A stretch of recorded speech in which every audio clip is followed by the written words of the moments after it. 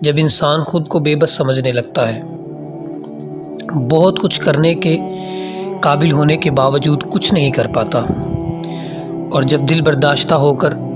قریب کی منزل کو بھی دور سمجھنے لگتا ہے، تو پھر اسے ضرورت ہوتی ہے کہ کوئی اسے حوصلہ دے، اس کی ڈھارس بندھائے اور پھر اسے میدان عمل میں کوشش کے لیے تیار کرے، کوئی ایسا ذریعہ جسے استعمال کر کے وہ اللہ کے بھروسے پھر سے ہر مشکل کو آسان کرنے کے لیے پرعزم ہو جائے۔ ایسا ہی ایک طریقہ قرآن پاک سے ہمیں معلوم ہوتا ہے کہ جب نبی کریم صلی اللہ علیہ وسلم کے قلب اطہر پر کفار کی بدتمیزیاں ناگوار گزری تو رب تعالیٰ نے ما قبل انبیاء کے واقعات ذکر کیے تاکہ آقا علیہ الصلوۃ والسلام کے دل کی ڈھارس بندھے۔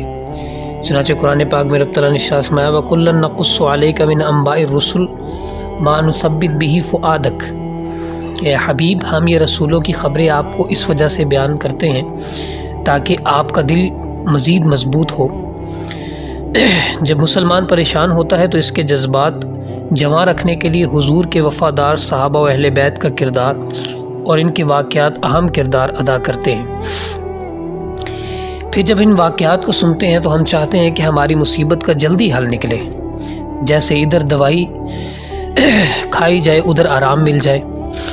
رب کی طرف سے بھیجا کوئی فرشتہ آئے اور کام ہو جائے۔ تو ایک شاعر نے اس کی طرف ہی توجہ دلائی کہ ہماری اس طرح مدد ہو سکتی ہے، تو اس نے کہا کہ فضائے بدر پیدا کر فرشتے تیری نصرت کو، اتر سکتے ہیں گردوں سے قطار اندر قطار اب بھی۔ اور یہ شاعر معروف ڈاکٹر محمد علامہ اقبال کا شعر ہے، جس میں انہوں نے اس بات کا درس دیا کہ اگر ہم بدر کی فضا کو قائم کریں تو فرشتے اب بھی آسمان سے ہماری مدد کو قطار در قطار آ سکتے ہیں۔ ہجرت نبوی کے دوسرے سال 17 رمضان المبارک کو اسلام و کفر کی پہلی جنگ ہوئی جسے غزوہ بدر کا نام دیا گیا۔ اس میں وہ بڑے اسباب پنہاں ہیں جو ہمیں حوصلہ دینے کے لیے، آگے بڑھنے کے لیے ممد و معاون ثابت ہو سکتے ہیں، جن میں سے چند ایک اسباب آج ہم سننے کی سعادت حاصل کریں گے۔ سب سے پہلے تو خطبہ میں جو آیت پاک پڑھی گئی، رب تعالیٰ نے ارشاد فرمایا کہ رب تعالیٰ نے تمہاری مدد کی بدر کے مقام پر حالانکہ تم بے سر و سامان تھے۔ یہ بالکل ہم پر عیاں اور واضح ہے کہ جب مسلمان لشکر نکلا تو اس وقت 313 کی تعداد تھی جو 1000 سے جنگ لڑنے کے لیے گئی، اور جو 1000 کا لشکر تھا ان کے پاس گھوڑے، اونٹ، زریں، تلواریں، نیزے سب کچھ موجود تھا، اور اس کے مقابلے میں جو مسلمانوں کا لشکر 313 پر مشتمل تھا، ان کے پاس نہ زیادہ تلواریں تھیں، نہ ہی ان کے پاس زریں تھیں، نہ ہی خود تھے جو سر پر رکھ کر اس کے حوالے سے حفاظت کرتے۔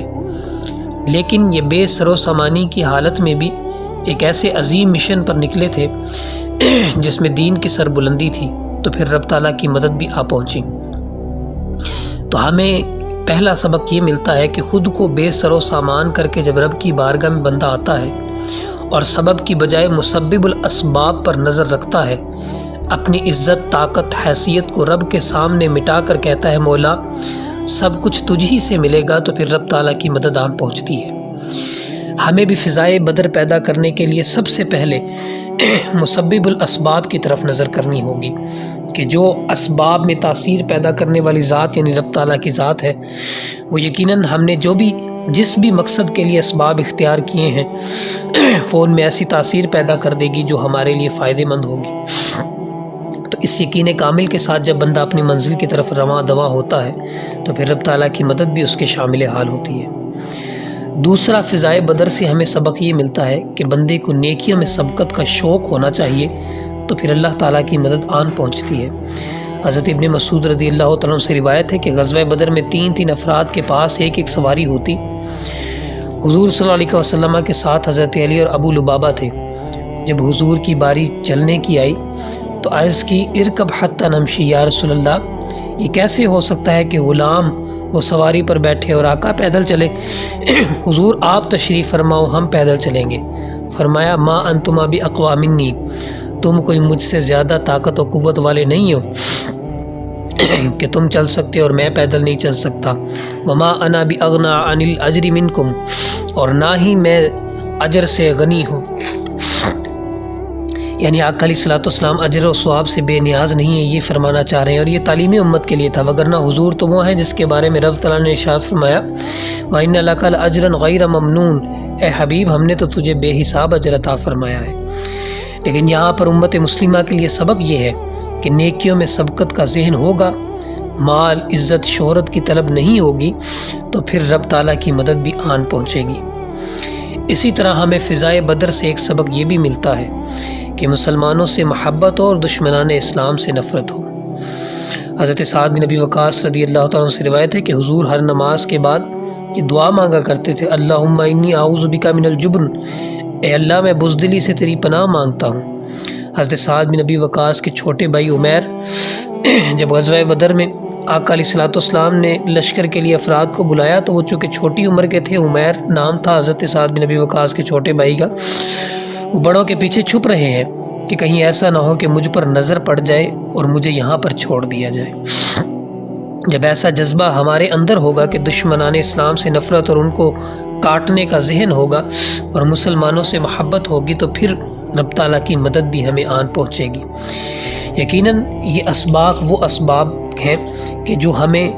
ایسی جگہ کی طرف لے کر جاتے ہیں کہ جو کامیابی کا راستہ ہے. اور یقیناً جب ہم اللہ اور اس کے رسول صلی اللہ علیہ وسلم کے دربار میں پہنچتے ہیں اور وہاں پر انہی سوچوں کو لے کر جاتے ہیں تو صحابہ کرام کی طرح ہمیں بھی ترقیاں ملتی ہیں. اللہ عز و جل سے دعا ہے کہ ہمیں فضائے بدر پیدا کرنے کی توفیق عطا فرمائے اور پھر ہماری مدد کے لیے رب تعالیٰ فرشتے نازل فرمائے، اپنی